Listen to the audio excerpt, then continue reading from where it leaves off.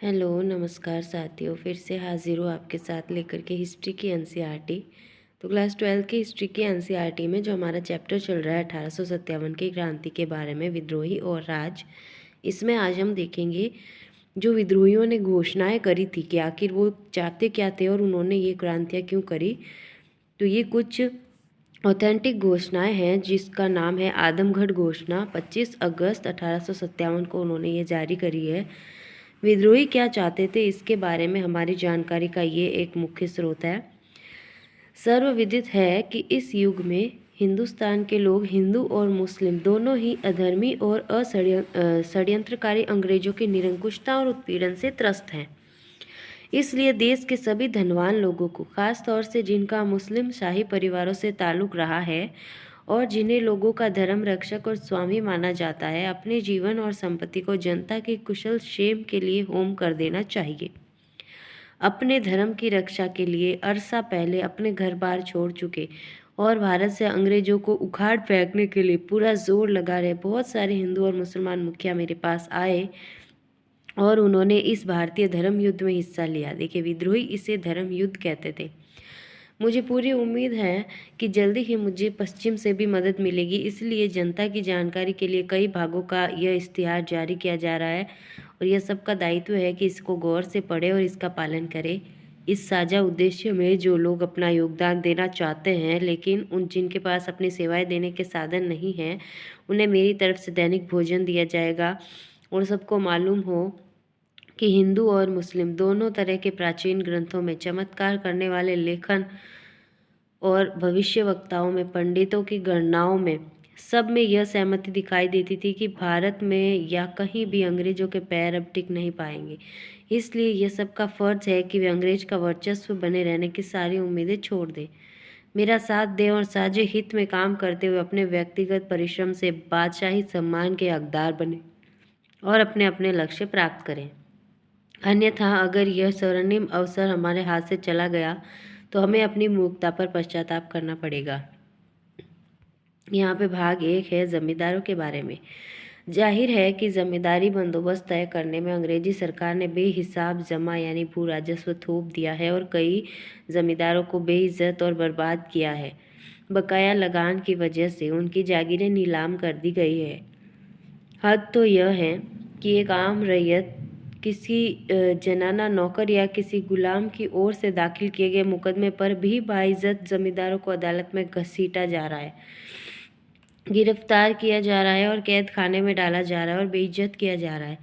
जमींदारियों के बारे में दायर किए गए मुकदमे में भारी खर्चे की स्टाम्प और दीवानी अदालतों के गैर जरूरी खर्चों का मकसद प्रतिवादियों को दरिद्र करना रहा है। जमींदारों के खजानों को स्कूलों, अस्पतालों, सड़कों आदि के लिए चंदे के नाम पर हर साल खाली किया जा रहा है और इस तरह वसूलियों के लिए बादशाही सरकार में कोई जगह नहीं होगी। जमा हल्का रहेगा, जमींदारों के हितों की रक्षा की जाएगी और हर जमींदार को अपनी जमींदारी में अपने ढंग से शासन करने का अधिकार होगा। यानी ये जो घोषणाएं करते थे विद्रोही, हर समाज के हर तबके के बारे में होती थी कि हमारा ये फ़ायदा होगा, हम ये करेंगे, वो करेंगे। अब देखिए व्यापारियों के बारे में ये क्या कहते हैं, भाग 2 के बारे में। इस अधर्मी और षड्यंत्रकारी ब्रिटिश सरकार ने नील, कपड़े, जहाज व्यवसाय जैसे तमाम बेहतरीन और बहुमूल्य चीज़ों के व्यापार पर एकाधिकार स्थापित कर लिया है। अब छोटी मोटी चीज़ों का व्यापार ही लोगों के लिए रह गया है। डाक खर्चे, नाका वसूली और स्कूलों के लिए चंदे के नाम पर व्यापारियों के मुनाफे में से सेंध मारी जा रही है। इन तमाम रियायतों के बावजूद व्यापारियों को 2 कौड़ी के आदमी की शिकायत पर गिरफ्तार किया जा सकता है और बेइज्जत किया जा सकता है। जब बादशाही सरकार बनेगी तो इन सारे फरेबी तौर तरीकों को ख़त्म कर दिया जाएगा और ज़मीन और पानी दोनों रास्तों से होने वाला हर चीज़ का व्यापार भारत के देसी व्यापारियों के लिए खोल दिया जाएगा। इसीलिए यह हर व्यापारी की जिम्मेदारी है कि वह इस जंग में हिस्सा ले और बादशाही सरकार की हर इंसानी और माली मदद करे। यहाँ पे ये बार बार बादशाही सरकार इसलिए कह रहे थे क्योंकि इन्होंने बादशाह को नेता बना रखा था और ये कहते थे कि हम बादशाही सरकार चलाएंगे अंग्रेजों को यहाँ से भेजने के बाद।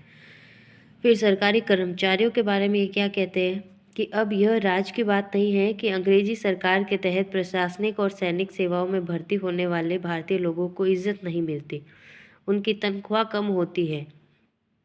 और उनके पास कोई ताकत नहीं होती है। दोनों महकमों में प्रतिष्ठा और पैसे वाले सारे पद सिर्फ अंग्रेजों को मिलते हैं। इसलिए ब्रिटिश सेवा में काम करने वाले तमाम भारतीयों को अपने मजहब और हित पर ध्यान देना चाहिए और अंग्रेजों के प्रति अपनी वफादारी छोड़कर बादशाही सरकार का साथ देना चाहिए। उन्हें फिलहाल 200 और 300 रुपये प्रति माह की तनख्वाह मिलेगी और भविष्य में ऊंचे ओहदे की वे उम्मीद रखें।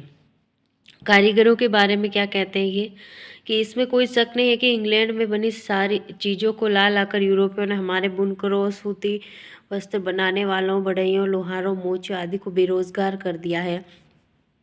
उनके काम धंधों पर इस तरह कब्जा जमा लिया है कि देसी कारीगरों की हर श्रेणी भीखमंगों की हालत में पहुंच गई है।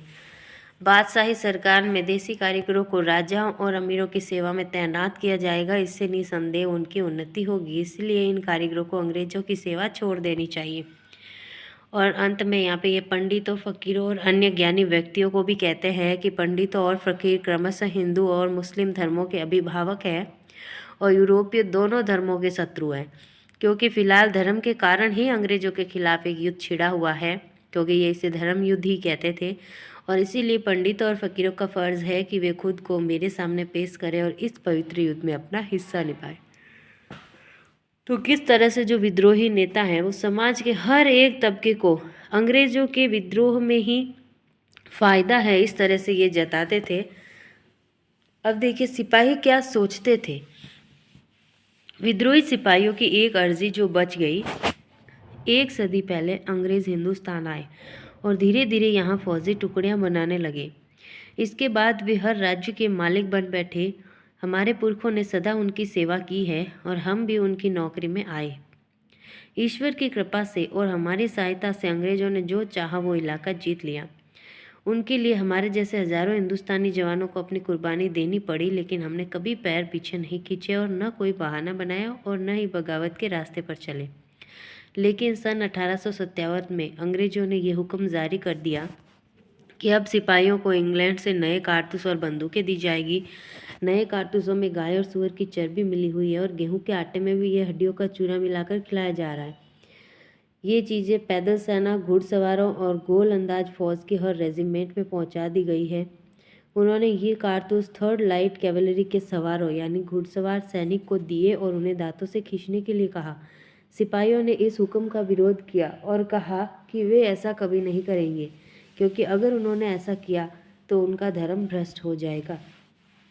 इस पर अंग्रेज अफसरों ने 3 रेजिमेंटों के जवानों की परेड करवा दी। 1400 अंग्रेज सिपाही, यूरोपीय सैनिकों की दूसरी बटालियनें और घुड़सवार गोलंदाज फौज को तैयार कर भारतीय सैनिकों को घेर लिया गया। हर पैदल रेजिमेंट के सामने छर्रों से भारी 6-6 तोपें तैनात कर दी गई और 84 नए सिपाहियों को गिरफ्तार करके बेड़ियां डालकर जेल में बंद कर दिया गया। छावनी के सवारों को इसलिए जेल में डाला गया ताकि हम डर कर नए कारतूसों को दांत से खींचने लगे, और इसी कारण हम और हमारे सारे सहोदर इकट्ठा होकर अपनी आत्मरक्षा के लिए अंग्रेजों से लड़े। हमें 2 साल तक युद्ध जारी रखने पर मजबूर किया गया। धर्म और आस्था के सवाल पर हमारे साथ खड़े राजा और मुखिया अभी भी हमारे साथ हैं और उन्होंने भी सारी मुसीबतें झेली है। हम 2 साल तक इसीलिए लड़े ताकि हमारा अकायद यानी आस्था और मजहब दूषित न हो। अगर एक हिंदू या मुसलमान का धर्म ही नष्ट हो गया तो दुनिया में बचेगा क्या। तो इसके बाद उत्पीड़न के प्रतीकों के खिलाफ इन घोषणाओं में ब्रिटिश राज, जिन्हें विद्रोही फिरंगी राज भी कहते थे, उससे संबंधित हर चीज़ को पूरी तरह खारिज किया जा रहा था। ये जो घोषणाएं हो रही थी इनमें मतलब बुरी तरह से विद्रोह फैलने की यहाँ पे आशंका दिखती है हमें। और देसी रियासतों पर कब्जे और समझौतों का उल्लंघन करने के लिए अंग्रेजों की निंदा की जाती थी। विद्रोही नेताओं का कहना था कि अंग्रेजों पर भरोसा नहीं किया जा सकता। लोगों को इस बात पर गुस्सा था कि ब्रिटिश भू राजस्व व्यवस्था ने बड़े छोटे भूस्वामियों को ज़मीन से बेदखल कर दिया था और विदेशी व्यापार ने दस्तकारों और बुनकरों को तबाह कर डाला था। ब्रिटिश शासन के हर पहलू पर निशाना साधा जाता था। फिरंगियों पर स्थापित और सुंदर जीवन शैली को नष्ट करने का आरोप लगाया जाता था। विद्रोही अपनी उस दुनिया को दोबारा बहाल करना चाहते थे। विद्रोही उद्घोषणाएं इस व्यापक डर को व्यक्त करती थी कि अंग्रेज हिंदुओं और मुसलमानों की जाति और धर्म को नष्ट करने पर तुले हैं और वे लोगों को ईसाई बनाना चाहते हैं। इसी डर की वजह से लोग चल रही अफवाहों पर भरोसा करने लगे। लोगों को प्रेरित किया गया कि वे इकट्ठे मिलकर अपने रोजगार, धर्म, इज्जत और अस्मिता के लिए लड़ें और यह व्यापक सार्वजनिक भलाई की लड़ाई होगी। अब जैसा कि हम देख चुके हैं कि बहुत सारे स्थानों पर अंग्रेजों के खिलाफ विद्रोह उन तमाम ताकतों के विरुद्ध हमले की शक्ल ले लेता था जिनको अंग्रेजों के हिमायती या जनता का उत्पीड़क समझा जाता था। यानी अगर कोई अंग्रेजों का साथ भी देता होता था ना, तो उन्हें भी ये लोग लपेटे में ले लेते थे। कई दफ़ा विद्रोही शहर के सम्रांत को जानबूझकर बेइज्जत करते थे। गांवों में उन्हें सूदखोरों के बही खाते जला दिए और घर तोड़ फोड़ डाले। इससे पता चलता है कि विद्रोही तमाम उत्पीड़कों के खिलाफ थे और परंपरागत सोपानों ऊंच नीच को ख़त्म करना चाहते थे। इससे हमें एक वैकल्पिक दृष्टि, संभवतः एक ज़्यादा समतापरक समाज की कल्पना दिखाई देती है, पर यह सोच सिर्फ उन घोषणाओं में नहीं दिखाई देती। उनमें तो फिरंगी राज के खिलाफ तमाम सामूहिक समूहों को एकजुट करने का आह्वान किया जाता था। जैसा कि हमने देखा था कि समाज के जितने भी समूह हैं उन सबको एकजुट होने का उन्होंने आह्वान किया था। हर धर्म और हर तबके के लोगों को उन्होंने आह्वान किया था। वैकल्पिक सत्ता की तलाश। ब्रिटिश शासन ध्वस्त हो जाने के बाद दिल्ली, लखनऊ और कानपुर जैसे स्थानों पर विद्रोहियों ने एक प्रकार की सत्ता और शासन संरचना स्थापित करने का प्रयास भी किया।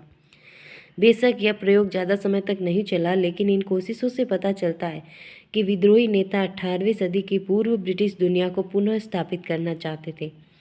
इन नेताओं ने पुरानी दरबारी संस्कृति का सहारा लिया, विभिन्न पदों पर नियुक्तियां की, भू राजस्व वसूली और सैनिकों के वेतन के भुगतान का इंतजाम किया गया, लूटपाट बंद करने के लिए हुक्मनामे जारी किए गए। इसके साथ साथ अंग्रेजों के खिलाफ युद्ध जारी रखने की योजनाएं भी बनाई गई, सेना की कमान श्रृंखला तय की गई और इन सारे प्रयासों में विद्रोही 18वीं सदी के मुगल जगत से ही प्रेरणा ले रहे थे और यह जगत उन तमाम चीज़ों का प्रतीक बन गया जो उनसे छिन चुकी थी। विद्रोहियों द्वारा स्थापित शासन संरचना का प्राथमिक उद्देश्य युद्ध की ज़रूरतों को पूरा करना था, लेकिन ज़्यादातर मामले में ये संरचनाएं अंग्रेजों की मार बर्दाश्त नहीं कर पाई और अवध में अंग्रेजों के खिलाफ सबसे लंबा प्रतिरोध चलता है। वहाँ लखनऊ दरबार द्वारा जवाबी हमले की योजनाएं बनाई जा रही थी और 1857 के आखिर और 1858 के शुरुआती महीनों तक हुकूम की श्रेणियां वजूद में थी और 1858 के अंदर स्टार्टिंग में पूरी तरह से क्रांति का दमन कर दिया जाता है। आगे जो है दमन हम पढ़ेंगे। यहाँ पे हम देखते हैं विद्रोही ग्रामीण अवध क्षेत्र से रिपोर्ट भेजने वाले एक अफसर ने लिखा, अवध के लोग उत्तर से जोड़ने वाली संचार लाइन पर जोर बना रहे हैं। अवध के लोग गांव वाले हैं। ये गांव वाले यूरोपियों की पकड़ से बिल्कुल बाहर हैं और पल में बिखर जाते हैं, पल में फिर जुट जाते हैं। तो शासकीय अधिकारियों का कहना है कि इन गांव वालों की संख्या बहुत बड़ी है और उनके पास बाकायदा बंदूकें हैं। तो ये देखा कि हमने कि विद्रोही चाहते क्या थे। विद्रोही चाहते थे पुराना जो संस्कृति है, पुराना जो राज है, शासकीय राज है, वो सब कुछ वापस, दरबार वगैरह वो पाना चाहते थे और अंग्रेज़ों के जो है शोषण से छुटकारा पाना चाहते थे। फिर जो हमारा लास्ट पॉइंट रहेगा कि क्रांति का दमन अंग्रेज़ों ने किस प्रकार किया और क्रांति के बाद उन्हें क्या क्या छूट मिली, क्या फ़ायदे मिले, ये सब हम देखेंगे नेक्स्ट वीडियो में। तो आज के लिए बस इतना ही। बहुत बहुत धन्यवाद आपका। नमस्कार।